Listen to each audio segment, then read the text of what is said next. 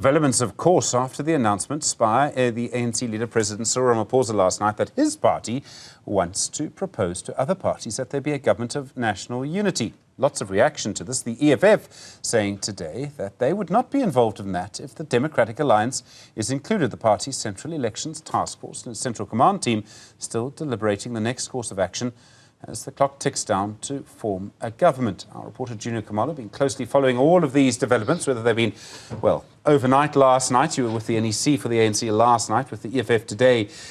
Junior, I would suggest you'll still be reporting on this long after the deadline.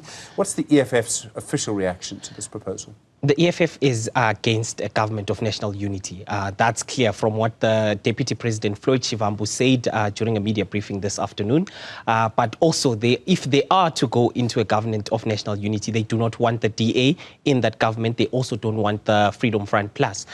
They've indicated that in 1994, when the ANC went into a government of national unity, the outcome wasn't that good for the majority of black South Africans. They said the majority of black South Africans still live in squalor, they still face economic challenges. So that's what they think this is going to happen if they do go into government with the DA or with the Freedom Front Plus. So now they want the ANC basically to clarify what are we uniting against. Let's take a listen to what Floyd Shivambu had to say about that. Racism is still a reality. Poverty of our people is still a reality because of this government of national unity. If there's going to be any government of national unity, there must be clarity of what unity, what are uniting on. And our agenda that we are placing is that it must be the land question that must be at the center of what unites whatever government is going to be constituted. It must be a common agenda to improve the lives of our people because our people are still on the margins of the economy. It must be an agenda to provide free education. Must be an agenda to protect workers' rights and interests, to enforce minimum wages in all the sectors where they are applicable. That is what the agenda should be all about. It must not just be about position sharing. There's been a lot of action on this today, Judy. I mean, everyone's talking about it, and we're going to be talking about it for a long time. But so that's the EFF reaction. The DA, I think, are putting certain principles down. Various political parties are saying different things.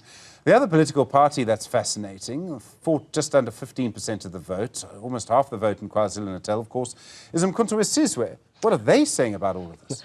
Indeed. So Umkhonto we Sizwe is actually open now to talking to every party. Initially, they had refused to speak to the ANC, but speaking to the EFF Deputy President today, he indicated that because Umkhonto we Sizwe got the largest number of votes in KwaZulu-Natal, it will be unfair to not have the premier candidate come from Umkhonto we Sizwe and the party governing KwaZulu-Natal. Let's take a listen to what he had to say about that.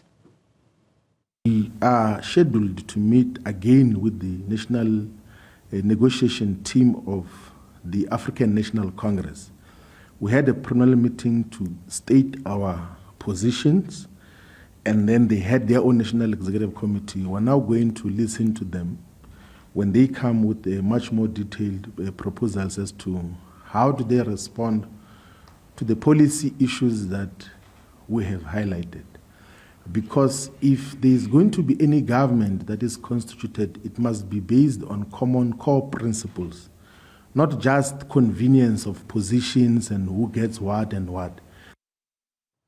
And then MK Junior, as I understand it, their statement today saying they'll only enter Parliament when all of their votes are counted. They've said that they believe there was vote rigging. They've provided no evidence of this, despite several opportunities to do that. They say they'll go to court. We'll see if that happens. I kind of scratch my head at this point. What happens now?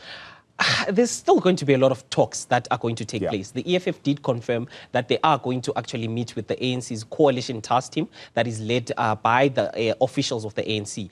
The EFF has also put forward its own elections task team today, announcing that its top officials are going to form part of that coalition task team. They're going to speak to the ANC, they're going to speak to the IFP, as well as Umkhonto we Sizwe party, but definitely not going to speak with the DA and the Freedom Front Plus. So we're going to see a lot of talks until next week when that deadline arrives, basically, to constitute a government. I've spoken to so many people who suggest that maybe next week's deadline will come and go and we won't have a government.